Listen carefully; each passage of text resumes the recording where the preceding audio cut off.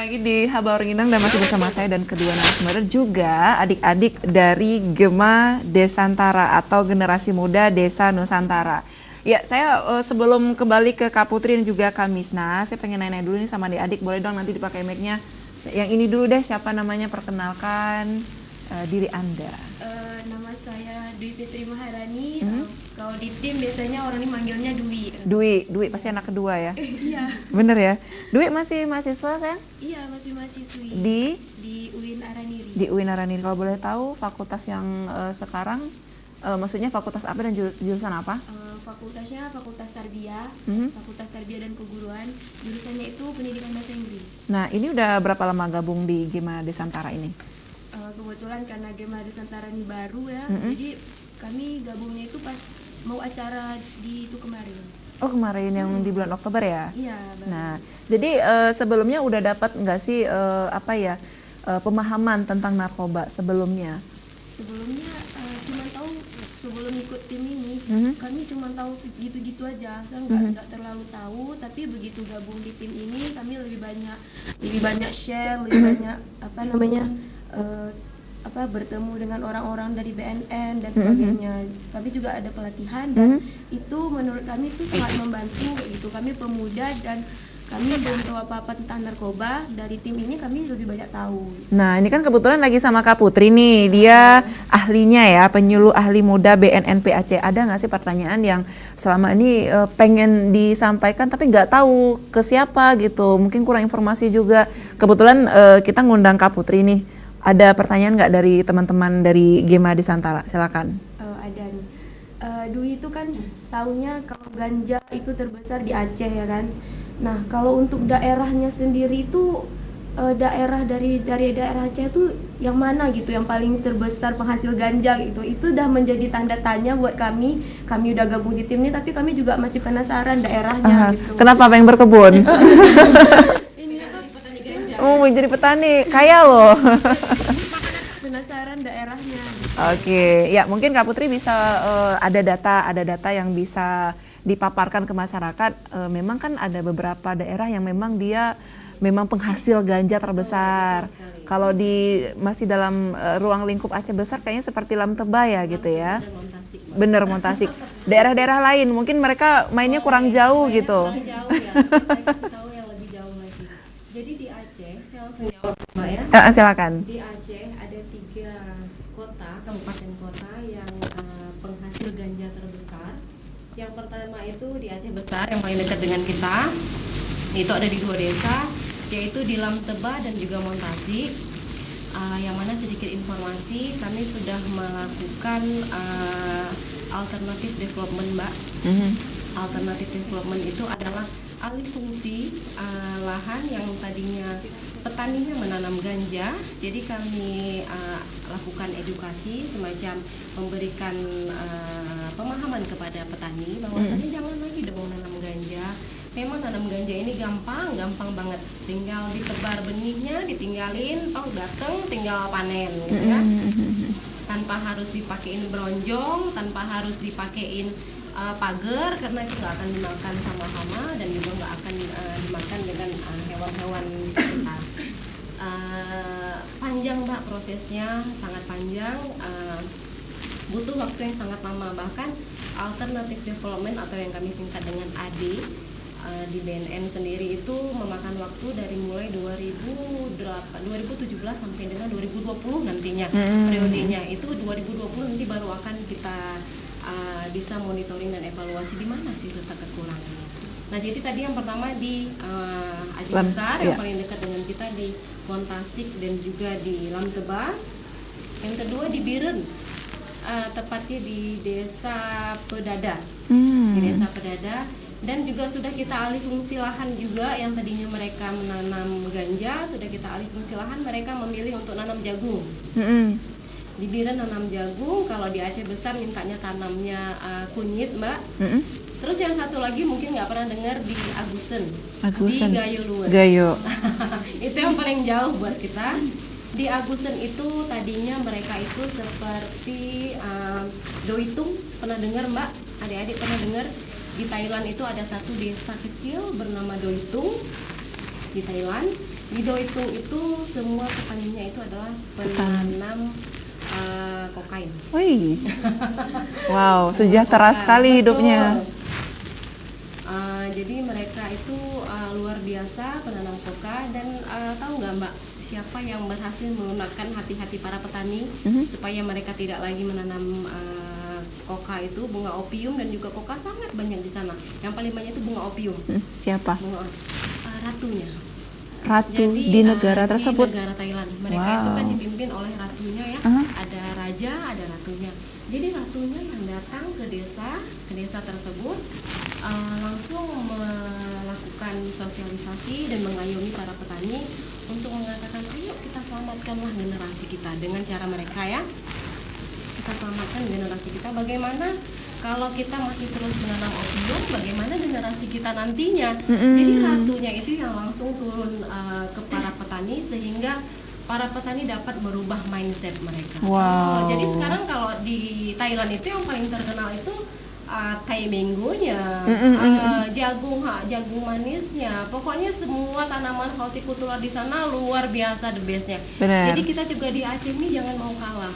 Bahwasanya Aceh ini kota yang luar biasa potensinya Mbak. Luar biasa, kita punya kopi yang sangat luar biasa, terkenal sampai dengan ke Eropa. Rempah-rempah kita juga sangat luar biasa. Jadi kita mau mengajak para petani semuanya, ayo Doitung juga sudah berhasil, kita juga harus berhasil.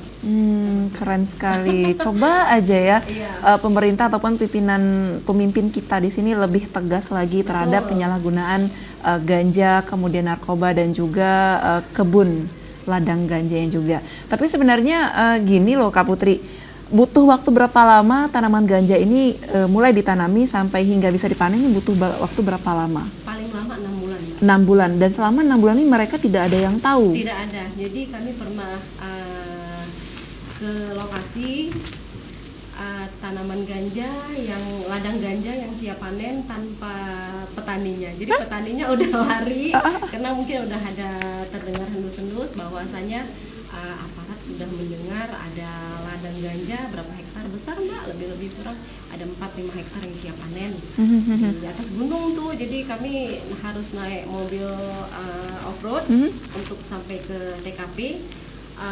Tetapi ladang yang siap panen tanpa penghuninya Udah kabur duluan. sering sekali seperti itu. Jadi alternatifnya kami musnahkan di tempat, karena nggak mungkin kami harus tebang satu persatu terus kita bawa lagi ke kantor. Oke. Kita musnahkan di lapangan. Betul. Kak Putri, ini Kak, kita tahu bahwasanya mereka terhimpit dengan perekonomian. Betul. Sehingga mereka melakukan hal-hal yang sangat dilarang dalam negara juga agama. Nah, sebenarnya dalam hal ini siapa sih yang harus disalahkan? Betul sekali. Kita tidak bisa menyalahkan para petani mengapa mereka harus menanam ganja. Tapi yang harus kita berikan pencerahan adalah kita memberikan paradigma kepada para petani itu, karena mereka juga menanam ganja itu terkadang iming-imingnya itu adalah uang. Iya benar. Sekali ya uang. Dia kadang-kadang tidak menyangka kalau nanti suatu saat anaknya bisa mengambil daun ganja itu dan nanti bakal dia hisap. Ya kan, siapa yang benar. contohnya seperti orang penjual buah. Siapa yang sangka kalau nanti anaknya itu sesekali mengambil ayahku jualan buah. Iya. Rasa dah. Itu ada kasusnya juga ya? Ada kasusnya, Mbak. Jadi ada kasusnya, ayahnya bergelut di bidang tanam ganja, dan kemudian si anak ini kan sosok yang sangat meniru orang tua. Apa yang dilakukan oleh orang tua, anak itu adalah cerminan dari orang tuanya. Kok ayahku selalu menanam ini ya ganja ya? Apa ini memang tanaman yang bisa dimakan? Anak juga pasti akan mencoba tanaman itu. Jadi siapa yang harus kita salahkan? Yang harus kita salahkan adalah kita dari diri sendiri juga harus ada punya tekad yang kuat. Sebenarnya itu yang paling utama Mbak. Dari diri sendiri, kalau memang petaninya hampir di semua petani khususnya di 3 kabupaten kota tadi sudah kita lakukan perubahan paradigma. Khususnya kita sudah melakukan advokasi, sosialisasi, dan juga kita sudah duduk bersama, rembuk bersama bahwasanya menanam ganja ini bukan salah satu solusi untuk merubah perekonomian. Iya, betul. Karena apa? Dalam Undang-Undang Nomor 35 Tahun 2009 sendiri juga sudah dijelaskan sedemikian rupa bahwasanya barang siapa yang menyimpan, menanam atau menggunakan barang narkotika golongan 1, ganja, sabu, heroin, kokain, putau itu termasuk salah satu narkoba dalam kategori golongan 1, akan dikenakan pidana itu minimal 4 tahun dan maksimal seumur hidup. Wow. Jadi seperti itu. Jadi dengan tindak pidana seperti itu jadi bisa membuat mereka sedikit takut. Iya, iya. Nah, itu juga salah satunya. Jadi kalau seandainya kita katakan pemerintah juga harus menyiapkan ladang sudah dipersiapkan, bahkan BNN sendiri dalam hal ini mah nggak main-main kami. Kami Belum pensiun saat sudah langsung menanyakan kepada petani apa sih yang mereka butuhkan supaya mereka beralih fungsi jangan lagi menggunakan. Betul. Jadi langsung Bapak akan siap besok saya kirimkan traktor. Jadi pemerintah sangat merespon baik jika memang para petani merubah paradigma. Betul Jadi sekali. yang paling utama itu, ayo kita rubah mindset kita, mulai dari diri sendiri, jangan lagi mau bergelut dengan dunia narkoba. Wow, luar biasa sekali. Ya, saya ke Kamisna nih. Kamisna masih dalam Gema Desantara. Ini gimana sih cara memberikan edukasi ataupun sosialisasi kepada masyarakat pemuda tentang jenis dan juga bahaya penyalahgunaan narkoba nih? Kegiatan-kegiatan yang kami lakukan itu bersifat lebih kepada pelatihan-pelatihan dan untuk mengubah cara berpikir atau mindset para generasi muda yang bahwasanya mereka itu punya potensi, di dalam diri mereka itu ada potensi dan potensi itu bisa digunakan, bisa dipakai gitu. Enggak harus mereka ketika misalnya selesai kuliah nggak tahu mau kerja apa ataupun nggak tahu mau kerja di mana, larinya ke ganja ataupun larinya ke narkotika yang lain, kokain seperti itu. Jadi saat ini generasi muda lebih berpikir yang bahwasanya untuk cara mendapat uang pintas. Jadi dengan cara menjual ataupun mengedarkan narkoba, mereka lebih mudah untuk mendapatkan uang tanpa mereka berpikir apa sih resiko yang akan mereka alamin setelah mereka melakukan hal itu. Contohnya misalnya kita bergerak dari desa, pemuda desa ke kota, ke kampus-kampus di kota, mereka niatnya untuk belajar di kampus, jumpa kawan-kawan di kota, tiba-tiba ditawarkan ganja itu. Ayo coba seperti Ibu Putri katakan tadi. Yang pertama, kedua, saya akan coba enak loh, enak, plong gitu. Awalnya bahasa, coba-coba pastinya ya. Dan dia padahal pada diri dia sendiri ataupun dia di kampung itu punya ladang ataupun punya potensi gitu. Tapi dia tidak sadar akan hal itu. Dari budaya coba-coba itu, jadi dia ingin aku juga ingin gaul kayak kawan-kawan yang lain gitu. Kan udah ke kota, kok nggak gaul gimana gitu. Benar. Ada pertanyaan lagi dari teman yang cowok paling ganteng? Boleh dipakai mic-nya, sebutkan nama, kemudian kegiatan sehari-hari apa nih? Ya, silakan. Silakan, nama saya Fitra. Fitra. Kegiatan sih cuma duduk dan di rumah cuma duduk. Itu kalau ada kegiatan sih ikut orang ini. Ya, positif ya tapi ya. Amin, mudah-mudahan. Fitra, ada pertanyaan yang mungkin ditanyakan kepada Kak Putri tentang narkoba ataupun apapun itu. Mungkin pergaulan dan juga seks bebas. Ini kan juga ada kaitannya dengan narkoba ya Kak Putri ya. Ayo gimana? Kan masih muda nih, masih suka pacar-pacaran nih. Boleh nggak sih coba-coba kan gitu pertanyaannya? Kurang dekat kalau pacaran. Tapi ada satu pertanyaan yang emang sangat membuat saya penasaran. Nah, bagaimana sih ciri-ciri bandar itu? Karena itu yang saya kurang tahu. Ciri-ciri bandar dan bagaimana cara kerja mereka. Dan ada satu yang sering kali saya dengar, kenapa bandar itu sering kali keluar masuk dari penjara. Dan apa faktornya? Oke. Panjang ya. Kayak soal ujian gitu ya. Itu yang selalu membuat kita penasaran. Benar, jadi kan kita nggak bisa, mungkin sulit membedakan ya Kak Putri ya. Ada yang, maaf kita tidak mendiskriminasi siapapun, tapi ada yang penampilannya baik, terkesan anak rumahan, tapi ternyata dia adalah pengedar, pencandu dan segala macam. Gimana nih Kak? Nah, kalau berbeda ya, pengguna dengan pengedar. Kalau pengguna itu adalah korban. Kalau pengedar itu dia yang berasal dari hancurnya generasi. Ini bagaimana ya cara kita membedakan dia itu pengguna atau bandar ya? Kalau bandar itu biasanya dia tidak akan menggunakan narkoba. Beda Pinter dengan dong berarti. pengguna, Iya dia benar-benar. pintar. Kalau dia kita tidak bisa keluar. Iya. Saya Fedi Budiman yang sudah kita tembak di tahun 2016 lalu. Hartanya gimana? Tahu ya? Tahu. Triliunan MM-an, setiap bulanan. TT-an. Luar biasa. Itu dia bisa di setiap kawasan dia bisa membangun titik-titik lokasi dia tempat penjualan narkoba. Jadi bagaimana ya kita bisa melihat linknya itu luar biasa dalam waktu dekat dengan pekerjaan yang tidak tetap kita bisa melihat kok uangnya luar biasa banyak. Ini orang uangnya kok luar biasa banyak. Pengusaha bukan, bisnismen bukan, pekerja kantoran bukan, tapi kok uangnya luar biasa banyak dalam waktu singkat. Itu juga dalam satu tanda kutip. Itu merupakan bisa kita kategorikan wah bisa jadi Dia bandar. narkoba. Iya, benar. Satu lagi dia selalu berhubungan dengan orang-orang luar negeri. Tetapi bukan dalam kategori bisnis yang biasanya kita dalam hubungan luar negeri biasanya itu minyak, tekstil, bahan pangan.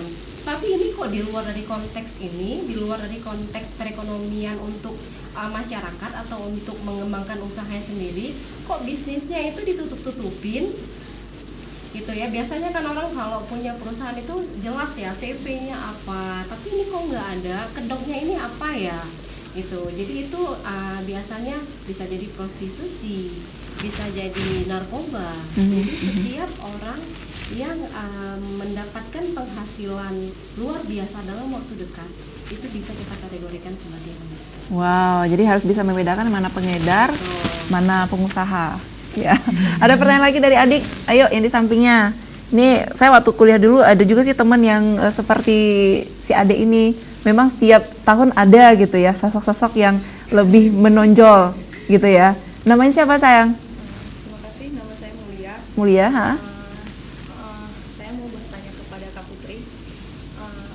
Saya kan pernah baca nih Kak, ada narkoba jenis plaka, Ya. itu yang nama lainnya itu narkoba zombie. Ya. Yang saya mau tahu itu kenapa diberi nama narkoba zombie.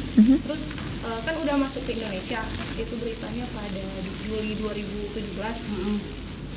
Iya, Juli 2017 kalau nggak salah. Terus kalau di Aceh gimana Kak? Udah ada belum narkoba zombie itu?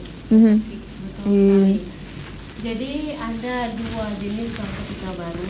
Sebenarnya setiap harinya itu sangat banyak jenis-jenis narkotika baru atau yang kami sebut dengan NPS yang muncul di Indonesia maupun di dunia. Salah satunya itu adalah Flaka. Jadi Flaka itu nama jenis narkobanya yang mana kelakuan bagi penggunanya itu seperti zombie. Jadi efeknya itu adalah tekanan darahnya meningkat, lebih agresif, denyut nadinya meningkat, bahkan bahayanya ini 2-3 kali lebih parah daripada kita menggunakan sabu ataupun morfin. Wow. Dan ini paling terkenal itu di Rusia, Mbak. Mulai dari 2017 sampai dengan sekarang itu sangat terkenal di Rusia.